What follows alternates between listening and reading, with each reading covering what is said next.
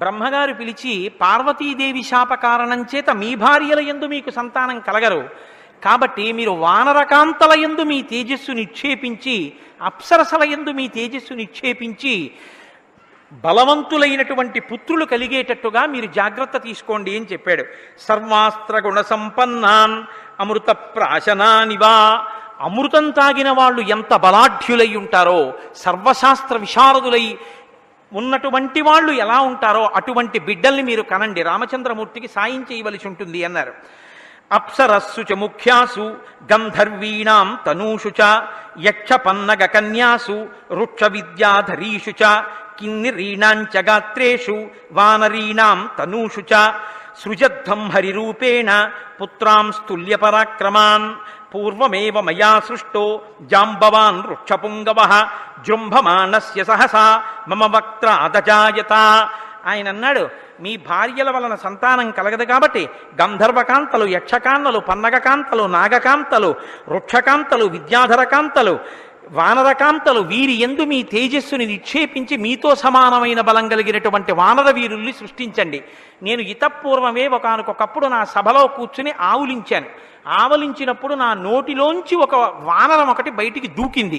ఆయనకి జాంబవంతుడని పేరు. అందుకే అన్ని విషయాలకి బ్రహ్మగారిని ఎలా సంప్రదిస్తారో శ్రీరామాయణంలో వానరులందరూ జాంబవంతుడిని సంప్రదిస్తుంటారు. అది అక్కడ పెద్ద తలకాయ, ఆయన కొడుకు ఇక్కడ పెద్ద తలకాయ.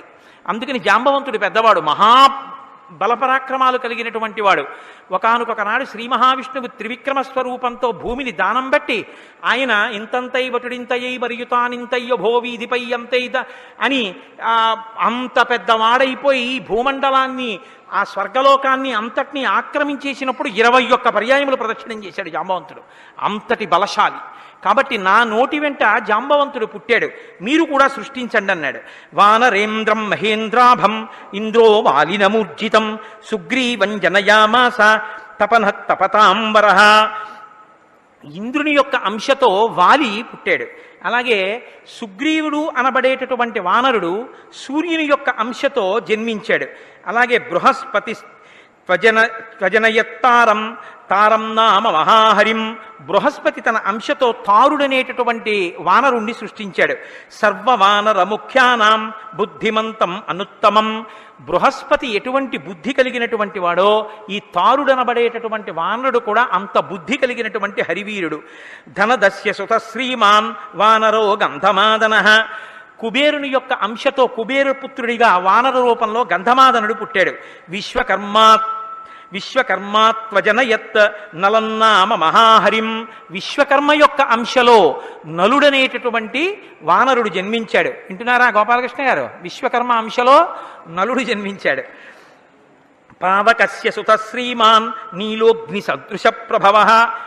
అలాగే అగ్నిహోత్రుని యొక్క అంశతో నీలుడనబడేటటువంటి వానరుడు జన్మించాడు. తేజసాయ శశా వీర్యాత్ అత్యరిచ్యత వానరాత్.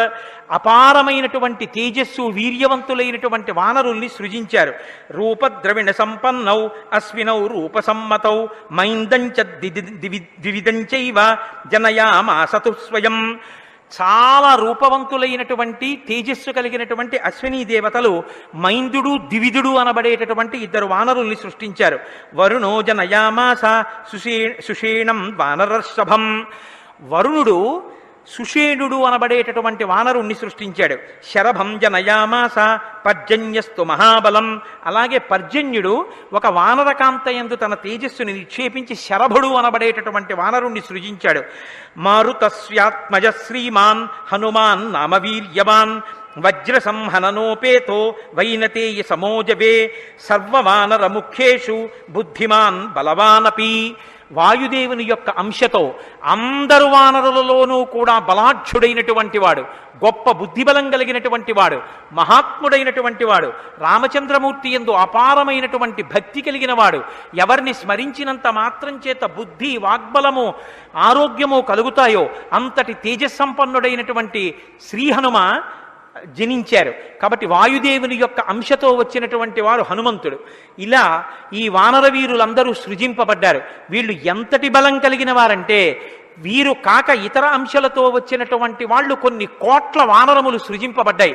ఈ వానరములన్నీ కూడా తమ కాళ్ల చేత తాటించి ఈ భూమిని అతలాకుతలం చెయ్యగలవు, సముద్రాన్ని కల్లోలం చెయ్యగలవు, ఇవి 100 యోజనముల సముద్రాన్ని గడచి వెళ్ళిపోగలవు, ఆకాశంలోకి ఎగిరి మేఘాల్ని పట్టుకోగలవు, అరణ్యాల్లో ఏనుగుల్ని అవలీలగా పట్టుకుని గిరగిరా తిప్పి విసిరేయగలవు, క్రూర మృగాల్ని చేతితో మర్దించగలవు, పెద్ద పెద్ద వృక్షాల్ని పెకలించగలవు, పెద్ద పెద్ద శిలల్ని పర్వతాల్ని ఊపి కదిపి పైకెత్తి విసరగలవు, గోళ్లతోటి తమ తొడలతోటి పాదాలతోటి చేతులతోటి మోచేతులతోటి గుద్ది కుమ్మి కరిచి యుద్ధం చేయగలవు, సమస్త అస్త్ర శస్త్రములు వాటికి తెలుసు, వాటి ఉపసంహారం వాటికి తెలుసు, అవి గాలిలో తిరగగలవు, నీటిలో తిరగగలవు, భూమి మీద తిరగగలవు, అంత అపారమైనటువంటి మనోజవం తేజస్సు శక్తి కలిగినటువంటి కొన్ని కోట్ల వానరములను దేవతలందరూ సృజించారు. కాబట్టి వానరులందరూ రామచంద్రమూర్తికి సాయం చెయ్యడం కోసమని ఈ భూమండలం మీద ప్రభవించారు. పాయస పాత్రని తీసుకుని తన భార్యలకి ఆ పాయసాన్ని పంచిపెట్టిన దశరథ మహారాజు గారు యజ్ఞం పూర్తయిపోయిన తర్వాత ఎప్పుడెప్పుడు ఇంకా తన భార్యల వలన తనకి పుత్రోదయం జరుగుతుందా అని ఎదురు చూస్తున్నారు. శ్రీమతాం గచ్చతాం తేషాం స్వపురాణి పురాత్తతః బలాని రాజ్ఞాం శుభ్రాణి ప్రహృష్టాని చకాసిరే. దశరథ మహారాజు గారు యజ్ఞానికి వచ్చిన వాళ్ళందరికీ ఇచ్చిన విలువైనటువంటి వస్త్రాల్ని తాము ధరించి ఆ హారములను వేసుకుని సంతోషంగా వచ్చినటువంటి అతిథులందరూ తిరిగి రథాలెక్కి వెళ్ళిపోతున్నారు. గతేషు పృథివీశేషు రాజా దశరథస్తదా ప్రవివేశ పురీం శ్రీమాన్ పురస్కృత్య ద్విజోత్తమాన్. బ్రాహ్మణులను ముందుంచుకుని దశరథ మహారాజు గారు కూడా యజ్ఞం పూర్తి చేసి తన అంతఃపురానికి వెళ్ళిపోయాడు. తనతో పాటు శాంత ఋష్యశృంగుల్ని తీసుకెళ్లాడు. ఆయన దగ్గర అంతఃపురంలో కొంతకాలం ఉన్నారు. శాంతయా ప్రయయౌ సార్ధం ఋష్యశృంగ సుపూజిత అన్వీయమానో రాజ్ఞాధ సానుయాత్రేణ ధీమత.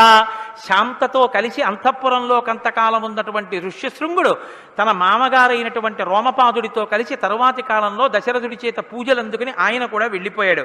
తతో యజ్ఞే సమాప్తే తు ఋతూనాం షట్ సమత్యయు తతశ్చద్వాదశే మాసే చైత్రే నవమికే తిథౌ నక్షత్రేదితి దైవత్యే సోచ్ఛ సంస్థేషు పంచషు గ్రహేషు కర్కటే లగ్నే వాక్పతాం బిందునా సహ ప్రోద్యమానే జగన్నాథం సర్వలోక నమస్కృతం.